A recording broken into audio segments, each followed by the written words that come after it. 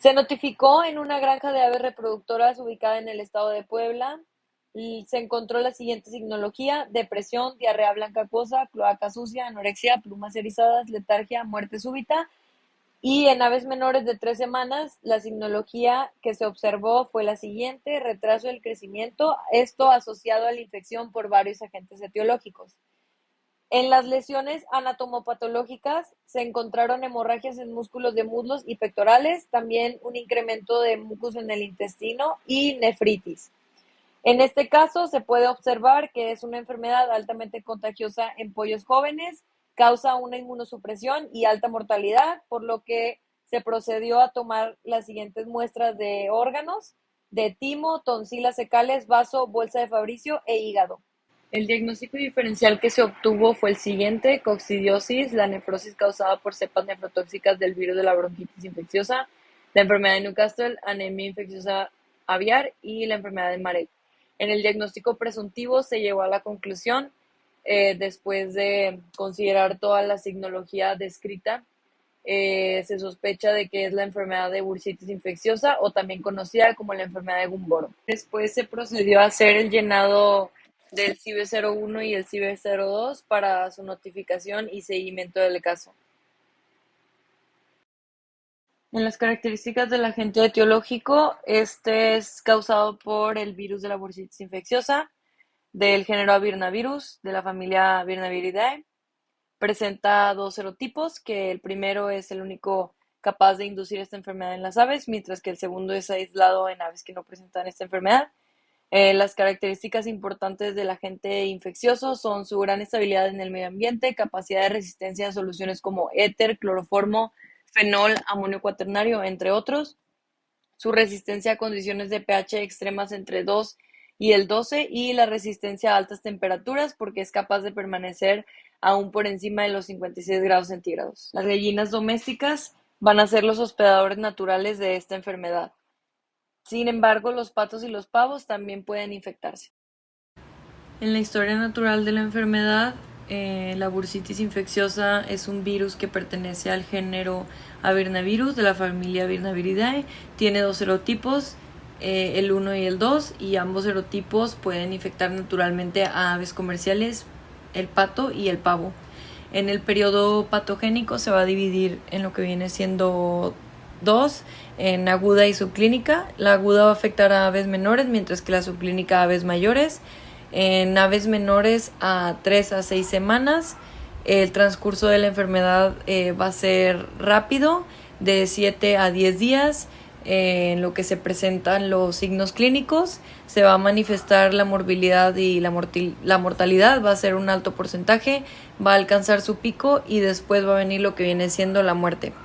En la subclínica se va a atrofiar lo que viene siendo la bolsa de Fabricio y va a haber una inmunosupresión, no va a haber pico de mortalidad, y lo que va a pasar es que va a haber una falla en la respuesta de vacunaciones anteriores. En la entrada y el desarrollo del agente, la vía fecal oral y la inhalación van a ser las principales vías de entrada de este virus. Se va a replicar en macrófagos asociados al intestino y células linfoides, dando lugar a una viremia primaria. Después de la viremia primaria, el virus alcanza la bolsa de Fabricio, entra en el torrente sanguíneo para causar una viremia secundaria, dando lugar a la presentación de signos patognomónicos y a la muerte. La enfermedad de Gumboro es considerada una de las patologías de mayor importancia para la avicultura en el mundo debido a las pérdidas económicas que ocasiona.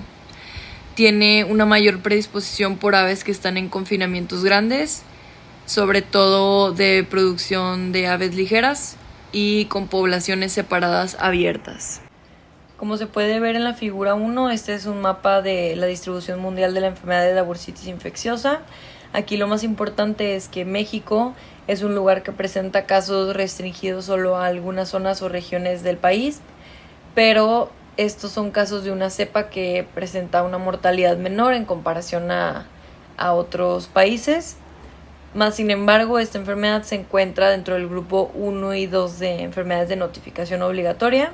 En la figura número 2 se observa que es importante más que nada la aplicación de buenas medidas de bioseguridad y respetar las restricciones que hay en cuanto a las movilizaciones, sobre todo en las importaciones y exportaciones, esto con el fin de mantener o controlar el estatus sanitario de un país.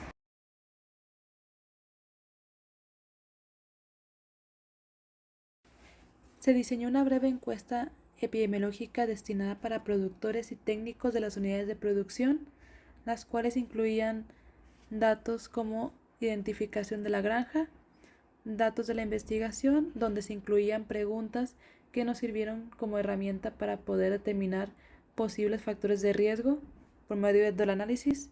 Aquí se incluyó preguntas como antecedentes de vacunación, eliminación de cadáveres, adquisición de animales y nivel de higiene en las casetas, así como también cualquier otro dato que sea pertinente para la investigación. Para la estimación de tasas se calculó una prevalencia en aves de crianza de 74.26% y en unidades de producción de 37.01%. La tasa de ataque fue general de 50.66%. En aves de crianza se registró una mortalidad de 54.20% y una letalidad de 73.99%. En unidades de producción fue una mortalidad de 13.69% y de 37% con letalidad. Para la identificación de factores de riesgo se determinó por medio del cálculo del OR y se puede observar aquí que la importación de pollitos tuvo un valor significativo, así como también otros factores de riesgo que tuvieron significancia menor a 0.05 por medio de la prueba de chi cuadrada. Fue el dejar los cadáveres en el terreno, la falta de vacunación y la falta de higiene en las casetas. Se puede observar también que existen otros factores que también tuvieron significancia, pero tuvieron un valor de OR menor a 1, por lo cual se determinan como factores protectores el enterrar los cadáveres y tener un buen nivel de higiene en las casetas. Para la importación de pollitos, se calculó una diferencia de riesgo de 14.8 y un riesgo relativo de 74.5. También se calculó estos datos para los otros factores que fueran relevantes para el estudio. Todos estos resultados nos sirvieron como una herramienta para evaluar la asociación causal mediante planteamiento y comprobación de hipótesis, concluyendo que el principal factor que tuvo significancia dentro de este estudio fue la importación de pollitos. De igual manera, los niveles bajos de higiene, la falta de vacunación y dejar los cadáveres en el terreno son factores que favorecen la presencia del agente etiológico en las granjas. Como propuesta de estudio epidemiológico, lo que se propone realizar es un tipo de estudio observacional, porque realmente no va a haber intervención como tal del investigador y que sería igual de casos y controles por el factor de riesgo identificado como la importación de pollita. Entonces, bueno, como preliminar, pues tenemos iniciando con el reporte del brote, la toma y edición de muestras y la confirmación de la enfermedad, que es en este caso enfermedad de Gumboro. En este punto se pone, digamos, como aparte la aplicación de las medidas precautorias y ya iniciando como tal el estudio, a la par se haría una aplicación de una encuesta, que es un estudio transversal, con el fin de determinar información principalmente relacionada a bioseguridad y bueno, determinar obviamente las tasas epidemiológicas. Y bueno, iniciando ya con los muestreos en las zonas focal y perifocal, pues ya teniendo la información de los factores de riesgo que pueden estar asociados, se inicia el muestreo de proveedores de pollita y el muestreo en granjas de postura y de crianza.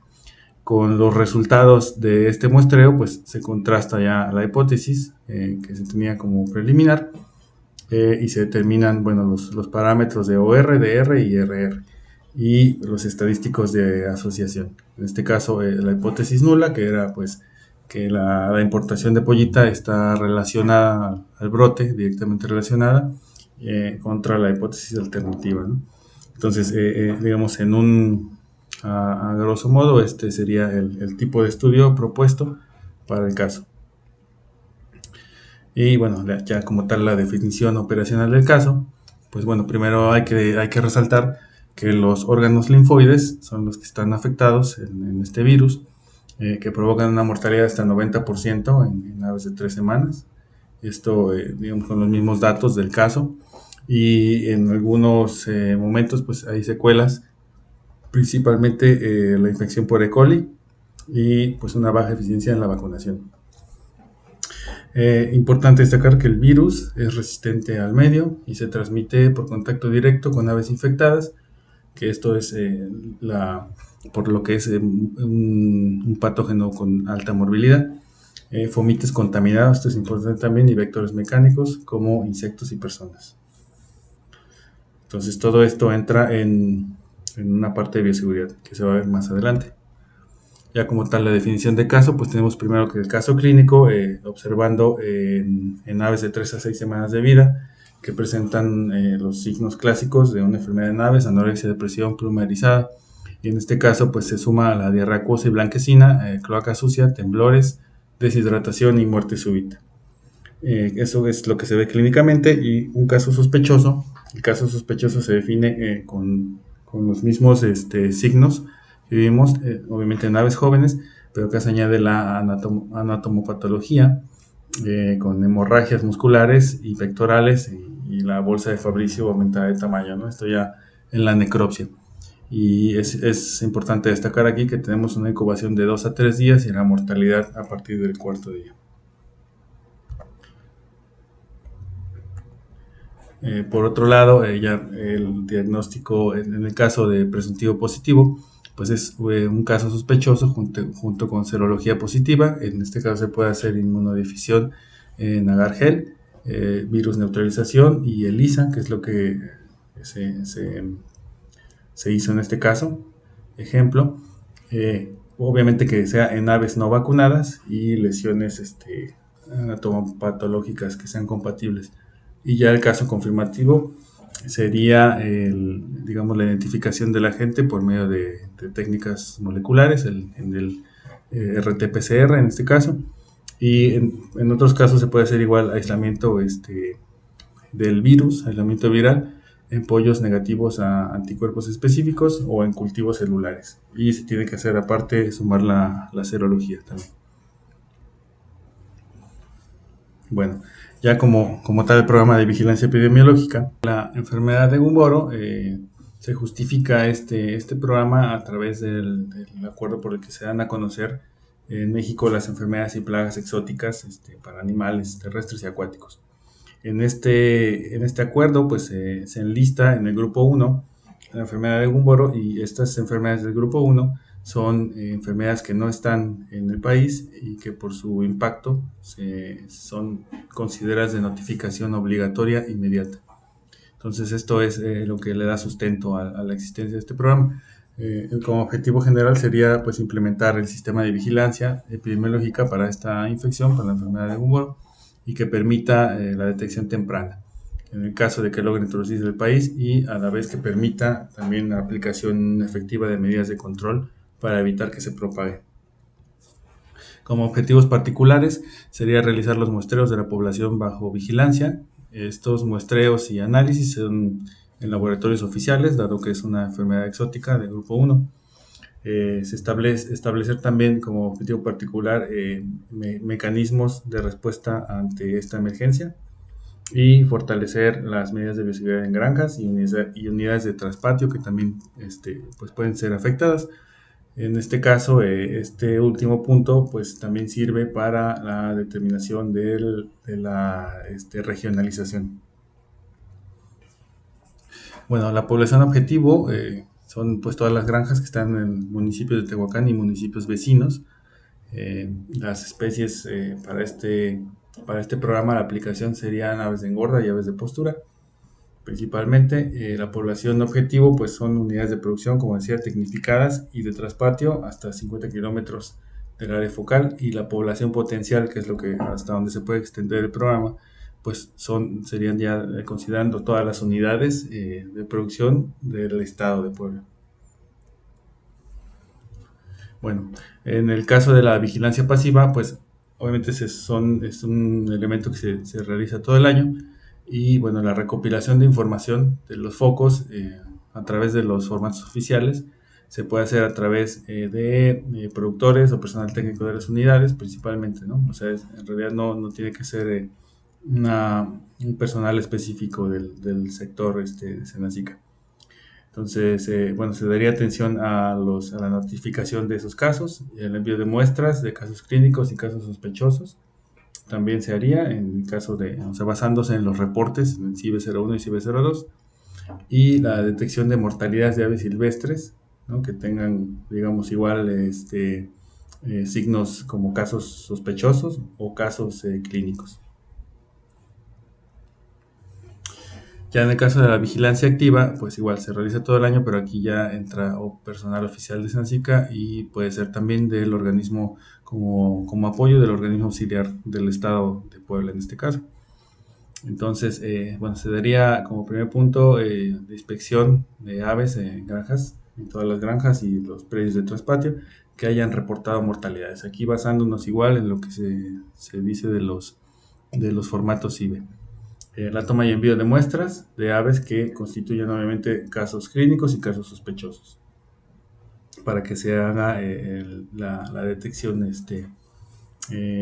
con la prueba definitiva, ¿no? De confirmación.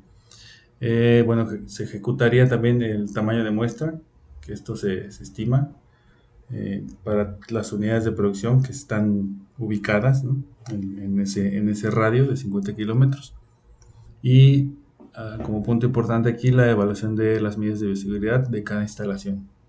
Entonces, como la vigilancia activa también implica calendarizar metas, pues se propone una estructura similar a esta, ¿no? Donde poniendo por zonas o por regiones identificadas, ¿no?